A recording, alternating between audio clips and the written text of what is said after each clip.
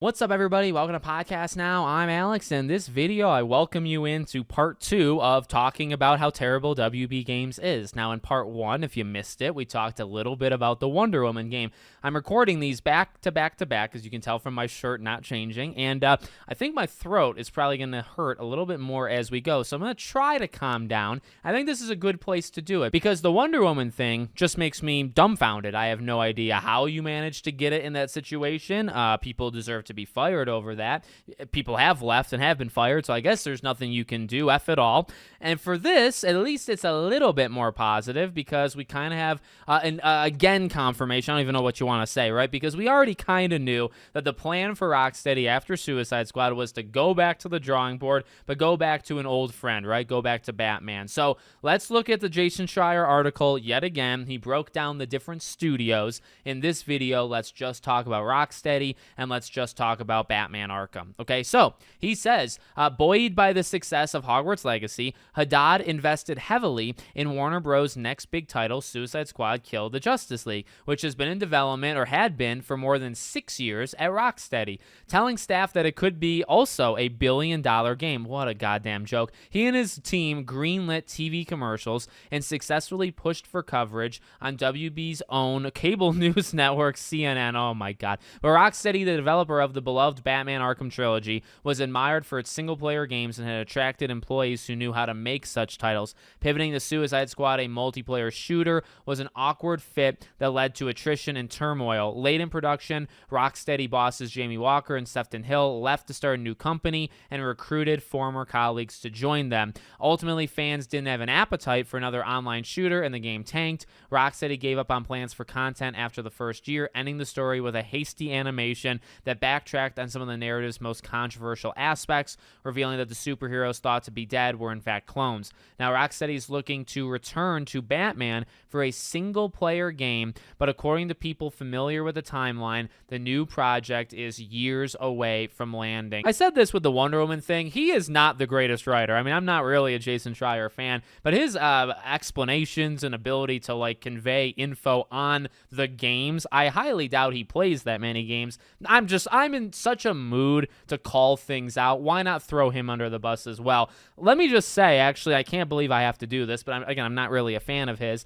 In terms of explaining the Suicide Squad thing, I wouldn't say they backtracked. I would say the planning was just terrible from the beginning. We've talked about this 1,000 times, right? I don't look at it as a backtrack. I look at it as the plan was always to kill the clones and then to explain that the clones were actually the ones killed, not the real Justice League. The issue is that's not how you do it. You don't wait a year. You don't actually wait 2+ years, which was the original plan. That was the failure. I think it's disingenuous as a writer as he is, I think, to try to say that they were backtracking when I don't think that's the case. They were not backtracking. They were telling the end of their story. It was a poor story. It was done the wrong way. And, I mean, they did it in a fast fashion that was wrong, but none of the other stuff he said I would actually agree with there. So I can't believe I just had to defend it, but here we are. Okay, to take shots now at the management, because I guess I just have to be mad at all of these videos now. To take shots at the management, that first part was kind of hilarious. Thinking, I'm not here to get political. That's the last thing I'm doing here. But to think that CNN, for some reason, a network that doesn't get a lot of people, number one, and number two, their I was gonna say player base, their watch base is 60+ year olds. So to think that CNN can help you in any shape or form to push any video game is ridiculous, and you should almost be fired just for thinking that. So again, I mean, looking at the beginning of that thing, I mean, that's the mismanagement, right? When we look at how does Wonder Woman get into the state that it is? People deserve blame, right? Like we talked about in yesterday's video or earlier today's video with Wonder Woman. To allow them to make a game for 3 years without telling them that you're going to cancel it and you're just not happy with it, that falls on upper management. Now, it also does fall on the people making the game. Why wasn't it at a good state that they could continue with the game, right? But you don't know the intricacies, and all we really can know is, okay, well, why didn't the upper management just freaking cancel it? Okay, now you see this. How do you look at Suicide Squad? And this is something that we talk about like with Concord too, with PlayStation, right? Look, we're not in these positions. I'm not in these positions. I don't know everything about them, but I just don't understand how these people don't have the right pulse of the industry. I feel like people like me and like other people on YouTube and Twitter and other things, I feel like we have a better pulse than any of these people could ever have. How you look at Concord, how you look at Suicide Squad and say, yep, that's a $1 billion franchise. You look at Suicide Squad and you say, that's our next Hogwarts Legacy. You have no idea what you're doing. No idea. You know, that Haddad, who I've heard good things on in terms of pushing Hogwarts and helping Hogwarts and being somebody that was a supporter of it. That's great. But for the guy to then turn around and say, oh, I found the next one. I found our next Hogwarts Legacy. It's this online live service shooter called Suicide Squad Kill the Justice League from Rocksteady Studios. And you say, wait a second, Rocksteady that made like Arkham Knight last? He said, that's the very one, sir. That's what I'm talking about. How in God's name does that happen, right? So there's the mismanagement right there, I'd actually say. How you label something like Suicide Squad and you think that it's going to do what it's going to do is not, I'm not saying you go in there and you say this game is going to be a complete failure. I'm sure you have to play around with, again, like expectations and you know, you can't just be demoralizing to everybody, but how you think it's going to be billions of dollars, how you push those advertising and think that CNN for some goddamn reason is going to help you, I don't understand how you get to any of those places, okay?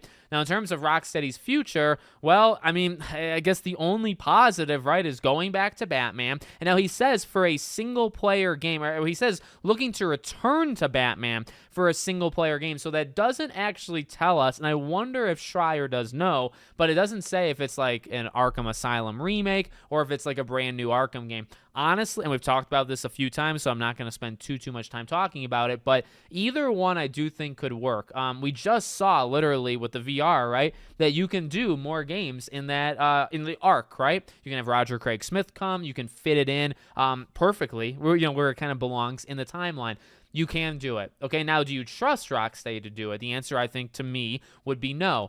At the same time, do you want them to do a remake of Arkham Asylum? Well, I don't actually think they would mess that up. I think that would actually be a pretty safe choice to do that. It's just not all that glamorous. You know what I mean? It's a remake of an all-time classic. It's a remake of a game that is getting older. I mean, it's 15 years old. It's going to be 16 years old this upcoming August. That's nuts. That's because I bought it day one. So it's actually crazy to say that out loud. But, it's something that I do think would work. It's something that I do think actually would be quite big and wouldn't take that long and all that jazz. But it's nothing that I think is going to move the needle all that much. If anything, you're just trying to get Rocksteady's confidence back. But at the same time, as I've said like 1,000 times in these videos, these studios are just names. And it doesn't mean they can't be good again, but the people that, the Rocksteady that we know, the Rocksteady that made the Arkham trilogy, those are people. That's not necessarily, I mean, like we labeled it a name, and that name is still there, but the people are gone, right? So when you think, oh, Rocksteady Studios made Arkham Asylum back in 2009, well, you have to actually start listing off the names, I think, to fully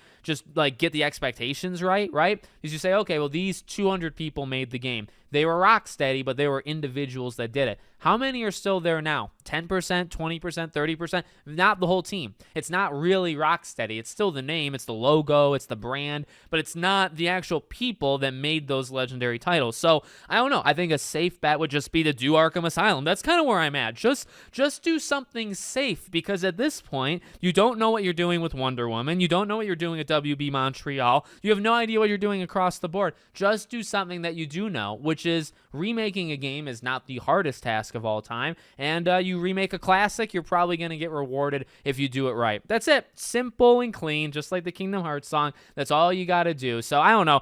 The new project is years away from landing. I mean, that's not surprising. You're going to have to wait probably at least 3 or so years. The reason I also say a remake, by the way, is that just takes less time. You could probably get a remake done in 3 or 4 years. If you're making a brand new freaking thing, right? I mean, it shouldn't take as long as Suicide Squad with like 6-7 years or whatever. But nowadays, it would take probably 5 or 6. You know what I mean? So it's like, I don't know, Suicide Squad's a year old at this point. Do you want to wait 4 or 5 years, or do you want to wait 2 or 3 years? You know what I mean? And I guess it depends on like what the end product is, if you want to wait or not. So this was the best part. The sad thing about this whole 5-10 minute video, however long this is, The sad thing is, this was the best part of the article, which was just simply Rocksteady's making something. It's Batman and it's coming down the line. Get excited if you feel like it. Everything else is worse in this article than this. So I guess whoop-de-doo, right? So let me know what you guys think in the comments. Join me, I believe, tomorrow for part 3, where my voice will probably be holding up pretty okay, where we talk about WB Montreal and the failures there. That'll be fun. Thank you for watching, and I'll see you all on the next one.